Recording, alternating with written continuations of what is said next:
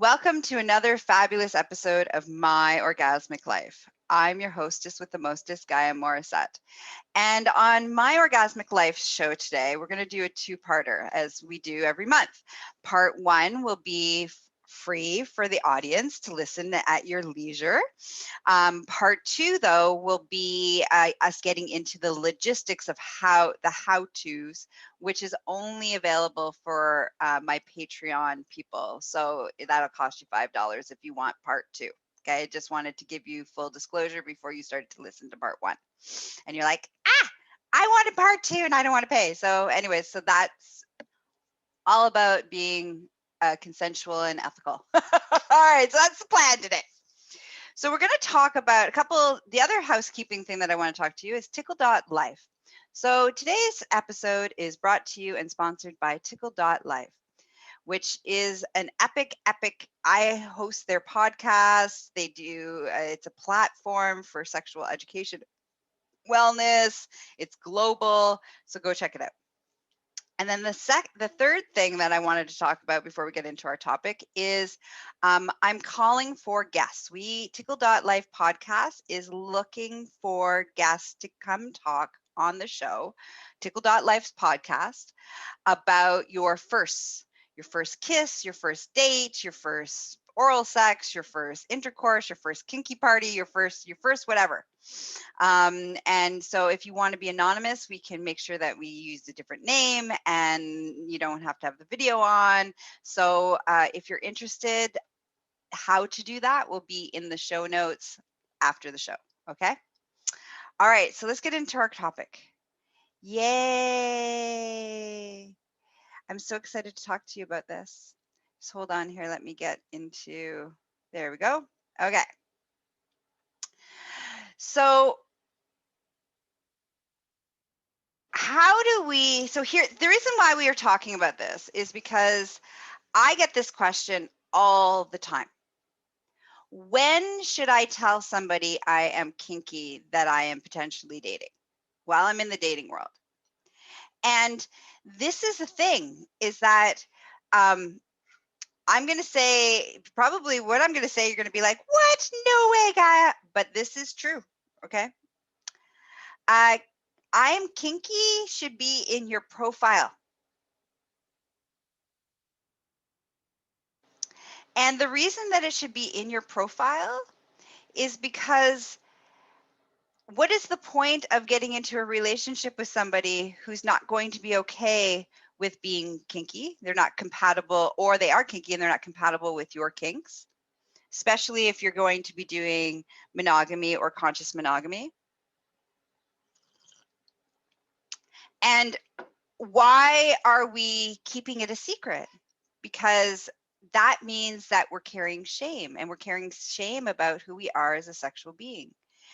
And who we are as a sexual being, pretty much all of us are kinky in some form. So what is my definition of kink, so that we're all on the same page?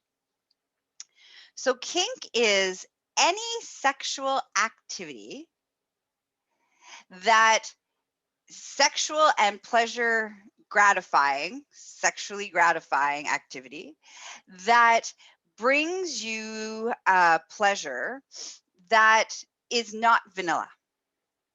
And vanilla is basically doing it missionary position in the dark with the zero, potentially with no actual warm up. No kissing, no groping, no fingering, no hand jobs, no oral sex. It's just pretty penetrative, doing it with the lights off. So that means that pretty much all of us are kinky in some capacity for the most part.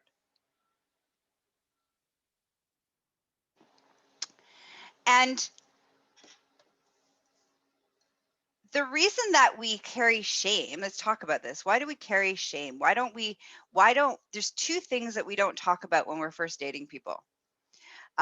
Sex and our sexual preferences. And yet we are in the process of dating looking for, if you believe in this construct, the one or a significant other or long term. And so while you're in this long-term dating process, the fact that we won't talk about sex or we can't talk about kink as if it's normal, as if it's an important piece of compatibility, and it's an incredibly sex and sexuality, an expression of our sexuality is an incredible piece of who we are as a sexual being, who we are as a person. And it's a key ingredient to sustainable, deep, intimate relationships. Otherwise, you might as well just be friends. So if you don't have that, and I tell you this firsthand as somebody who does a lot of coaching and a lot of, healing of couples who come see me after they've been in sexless marriages and sexless relationships. And the reason behind that is because when they were in the dating process, they didn't have this conversation.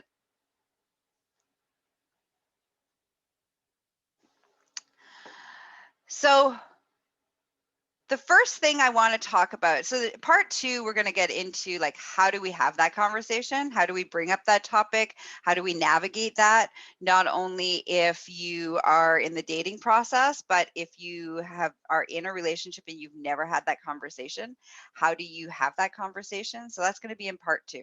Okay. So you're going to have to become a Patreon member in order to get that. But I want to, before I segue into part 2, I want to leave you with a couple different things. Today's episode is get in, get out, don't mess my hair do. I say that now, but once I start talking, who knows how long it'll be. All right. So let's talk about, why wouldn't we put kink in our profile? Well, here are some of the fears.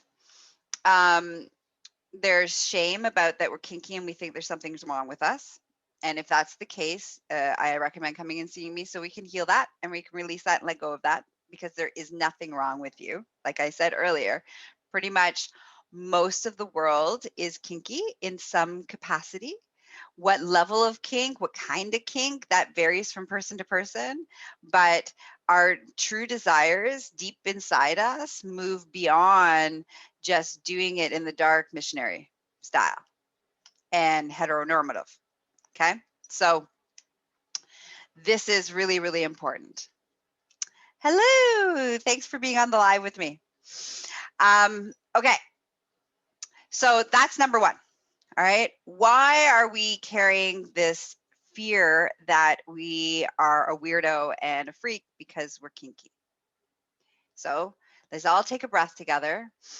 Breathe in, of course, squeeze your genitals, because every time, any moment is a good time to do Kegel. So breathe, squeeze in, exhale, and relax. Now this time when we breathe in, I want you to breathe in and squeeze, but when you exhale and relax, I want you to really release all of that shame. All right.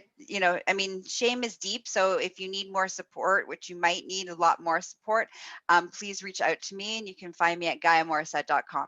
But for now, let's just get rid of as much of that shame as you can. Okay. So let's breathe in, squeeze, exhale, and let it all out of our bodies. All right. You are perfect as you are, and your sexual desires are perfect. And who you are is sexually liberated and free. Okay, let's do 2 more of those. Okay, breathe in, squeeze, exhale, shake it off, let it out. And I say again, you are perfect as you are. Your sexual desires are normal, and there is nothing wrong with you. Good. And let's do one more. Breathe in, squeeze, exhale, shake it off, shake it off, shake it off, shake it off. Let it go, let it go, let go. There's nothing wrong with you. You are perfect as you are, and all of your sexual desires are perfect as they are. Now, I want to say one caveat of that. No matter what it is that you desire sexually, it's all good as long as it is consensual and there is no harm being done to yourself or others. So those are the key ingredients. If your sexual desires fall out of those parameters, then you might be moving from a place of unhealthiness. Not that you're something wrong with you, but a place of unhealthiness that may not be serving you and others around you. So I highly recommend, if that's the case, that you reach out to me or somebody like me so that you can figure out how to make those sexual desires and those arousal responses to fall into the category of do no harm to yourself or others and is consensual. Okay. So, all right. So there, we let go of that shame. Yes. Woohoo. Right. So now let's talk about judgment, because that's the second reason why kink is not like, all right, so when I put in my profile, I put in, my stats, like my height, my weight, my personality, things that are important to me, things that I'm looking for. But if I don't put in that I'm kinky, then what happens when somebody comes? So you're more likely to actually get judgment, by the way, by not actually being full disclosure up front. If you're full disclosure up front, the person can swipe the other direction, whatever the direction is that is not choosing you, because that doesn't resonate with them. They are carrying their own stuff around sex. They're carrying their own stuff about kink, their own perceptions about what that means. Like that's their shit. That's not you. That's nothing to do with you.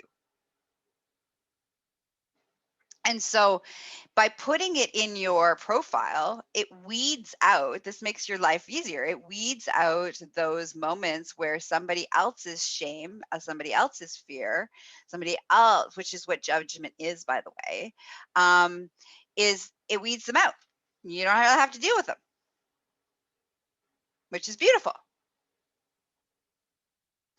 So that's why we put it up front. That's why you want to be up front. The more upfront you are, the less you're going to have to deal with other people's shit, other people's bullshit, other people's fears, other people's judgments, other people's shame, other people's belief systems.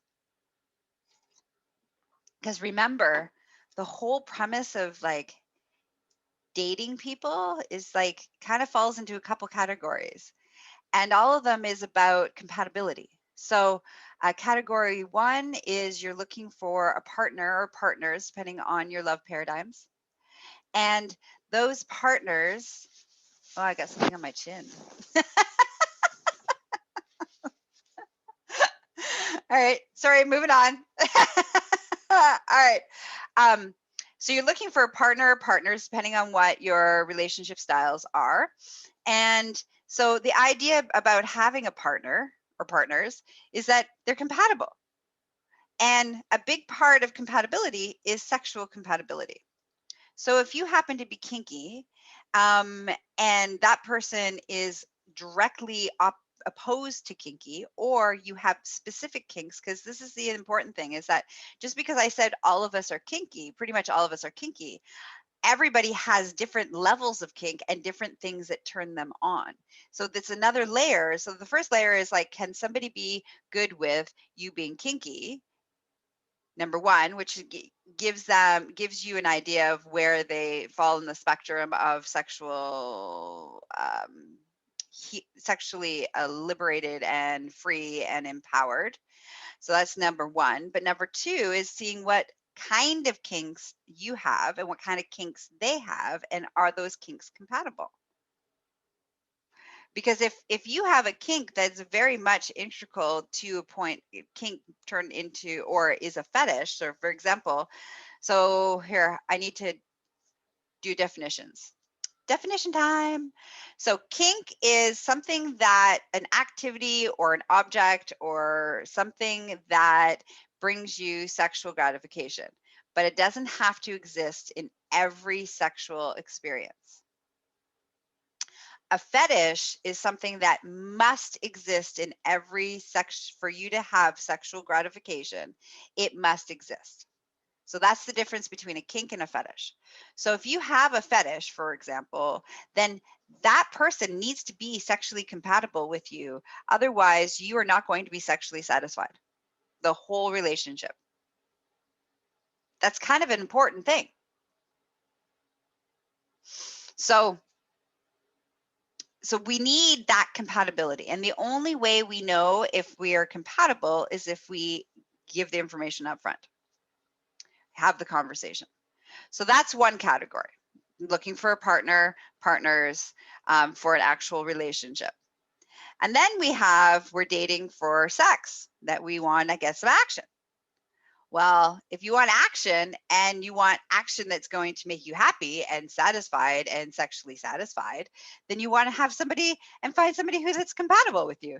So you need somebody who's okay with your kinky and also kinky. You need somebody that hopefully is compatible with your kinks or fetishes and you're compatible with their kinks and fetishes, so that you can have a rockin' epic sex time. Otherwise, what's the point? Because again, you could have a great sex with yourself, doing it the way that you want it. So this idea that we need to hide who we are as a sexual being and it's not important. So these beliefs I want to let go of. I want to open the doorway for you to take this opportunity to release. Okay. So the first thought I want you to let go of is that being kinky makes you a freak. Okay, we're going to let that go. Whoo, shake it off, shake it off, shake it off, shake it off. Okay. The second thing I want to help us let go of is that sex is not important in a relationship. All the other things are important and sex will work itself out. Okay, I'm here as an expert, as somebody who has been working in this industry for over 13 years and seeing hundreds and hundreds of couples come see me because they're in sexless relationships. And I'm here to tell you that sex is important.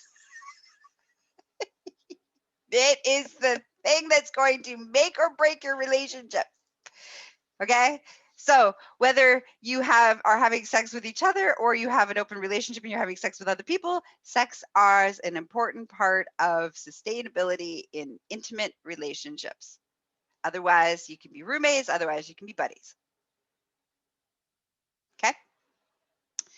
So that's the other reason. That's the other reason why we don't talk about sex. That's the other reason why we don't tell people we're kinky, is because we want to have somebody to love us. And that's the other one, is to pick us. We want somebody to pick us. So we'll talk about that in a second.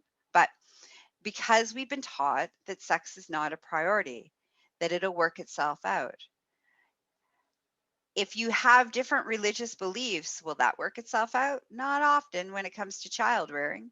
If you have different child rearing beliefs, does that typically work itself out? No, not typically. Do you have different money beliefs? Does that work itself out in a relationship? No, not usually. And so comes sex. Same thing.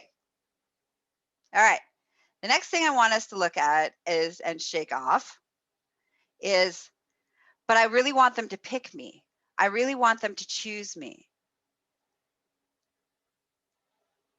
And let's shake that off for a second before I get into what that means and why that is no longer serving you or anybody. Okay, so let's shake that off. Shake it off, shake it off, shake it off, shake it off. All right, shake, shake, shake, shake, shake. And I want you to replace that with, I am lovable and I choose somebody I'm the one that chooses somebody that is a good fit for me. And I only want somebody to choose me if I'm a good fit for them. That it needs to be mutually choosing. This is a really important piece. And the reason why inside we may be moving from this place of, I don't want to rock the boat. I want to put my best foot forward. I don't want them to see who I really am. And if they know that I'm kinky, they're going to think I'm a weirdo.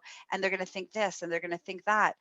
The reason why we're hiding an aspect of who we are is because we think that they won't choose us if they see that aspect. But we don't want them to choose us because they don't see that aspect. We want them to choose us because they do see that aspect and they like that aspect of us. And they're embracing that part of who we are, just like we want to embrace that part of who they are.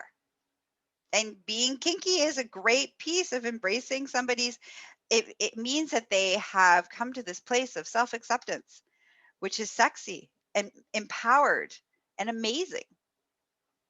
And that's the partner or partners that you deserve to have. So I want us to let go of, and so the reason that we might be moving from this place is because we're carrying this piece, and so many of us have, that we aren't lovable, that we aren't good enough, that somebody, if they really see us, won't love us. And that's not true. We want somebody to choose to really love us, to love us unconditionally for who we truly are, not for who we present or who we pretend to be, the parts of us that we quiet, the parts that might be a little messy or a little scary or a little ugly or not perfect.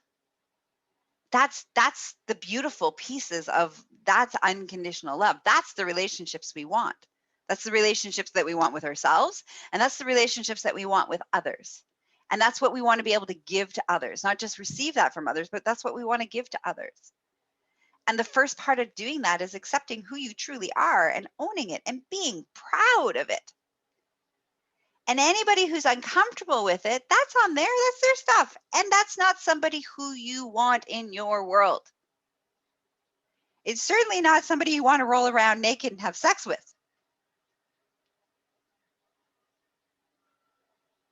Okay, so you deserve to embrace who you are, and you deserve, when it comes to dating, to have somebody get to know who you really are unapologetically. You don't need to hide this. Be proud of it. Be proud of your kink. And then the last thing I want to talk about is a little bit, how do we handle judgment? And I'll go into more of like, how do we have these conversations? How do we deal with the fallout of these conversations, all this kind of stuff. Okay, so that's in part 2. But I just want to talk a little bit more about judgment, because the last reason why we do not put up, we're not clear, we're not, how do I want to put this? We're not forthcoming right off the bat that we are kinky, is because we're afraid that we are going to be on the receiving end of an attack, of judgment. It could be verbal attack, emotional attack, and in some circumstances, even a physical attack, depending on what we're talking about and where we're living. And so there's a real potential fear of that for good reasons. Okay, so I'm not saying that it's not reasonable, especially depending on where you live in the world and depending on what kink we're talking about. There are kinks that push people's envelopes. They're extreme. And so again, that people can react. And when people react from a place of fear, they tend to be assholes. So I'm not saying by coming out of the closet of being kinky or putting it in your profile or in the beginning of when you're dating that you're not going to get somebody else's judgment. But you're more likely, if you put it out earlier, you're more likely to get less judgment and less of a reaction than if you've been in this relationship for a longer period of time and you bring it to the table. If that person has their own stuff about sex and sexuality, and what that means. And again, that's about what that means to them. That's not about you. There's nothing wrong with you. And if you are in a relationship or you've been dating somebody for a while and you don't know how to bring this up, then come listen to part 2. Also, if you need some support in navigating that conversation with your partner, please reach out to me at GaiaMorrissette.com, and I can, we can do some mediation in your relationship about this so that the conversation goes easy and beautifully. Okay, so the moral of the story. That's right. I said moral. We're talking about morality here.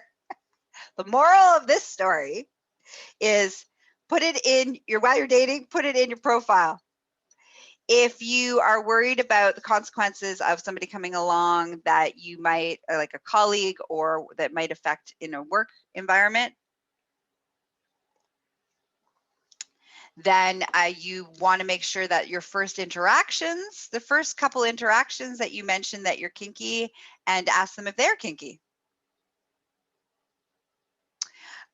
Whether that's via messenger, like chatting on, texting, or when you go on a coffee date, I would recommend mentioning it early. And the other reason behind mentioning this early,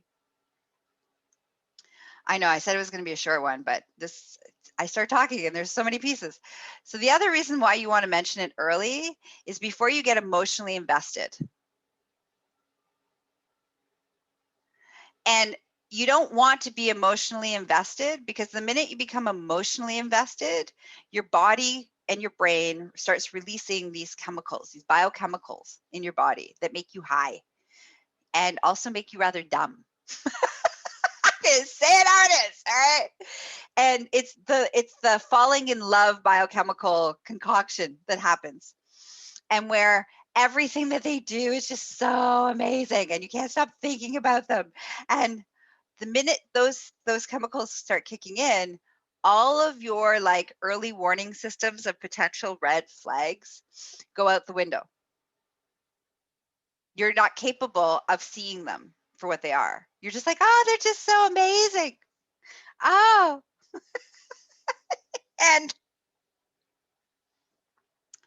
And this is an important one of like, so let's talk about specific kinks. Why could this horribly go wrong? Okay, so for example, I will disclose, I mean, if you listen to me, you'll learn some of my kinks, but one of my kinks that's a really important kink for me is my feet being worshipped, my feet being touched. Now, it's not a fetish. It doesn't have to happen every time, but it definitely is an important part of my sexual arousal response in a sexual experience. And so if I'm with somebody who is like anti-feet, don't like feet, or repulsed by feet, you can see how that's not going to work out very well, because they're never going to touch my feet. Now, in my world, I have a little more leeway because I live an ethical non-monogamous lifestyle. So, my fiance is fine with me having lots of other lovers. I have a harem. And so if one person in my harem isn't into something, I go have somebody else in my harem that very much is. And so that means that all of my sexual needs are met, which is amazing. But not everybody's in ethical non-monogamy, and so that doesn't always work itself out that way. So if you're not ethically non-monogamous, and that's not how you roll, and you roll from a monogamy place or a conscious monogamy place, then it's going to be really, really important that whoever you're having sex with, whoever you're in a relationship with, are going to meet your big sexual desires, or you guys need to figure out ways around how to add that into role play, or add that into, some interesting and unique ways to have it as part of who you are as a sexual person within your relationship. So me talking about me liking my feet being touched, and a partner telling me in the beginning that they're not into that, well, before I'm all like, oh my God, they're so amazing, I can't stop thinking about them. Oh, they smell so good. Before I go into that place, that it's really, really important for me to make sure that we're compatible. So if I have that conversation within the first interactions with them, I can be like, well, that's great. We're not a good fit. I lovingly release you. Best of luck. Happy fishing, happy hunting, happy whatever. And I can move on to the next person. Instead of being like, oh, but I really want this need met, and why won't you meet this need? And then I'm, I'm suffering and I'm in distress, or they may have a need, like they might have a kink that's a hard limit for me, I'm something that I'm not into. And it really brings them great satisfaction as being fulfilled and sexually complete and satisfied. That makes me not a good fit for them either. And remember, all of this is about finding and connecting and creating great compatible fits. And if somebody doesn't fit or you don't fit with them, that's not a rejection. That's not saying that you're not good enough or they're not good enough. It just means that you're not compatible. So now I promise that's it. That's all.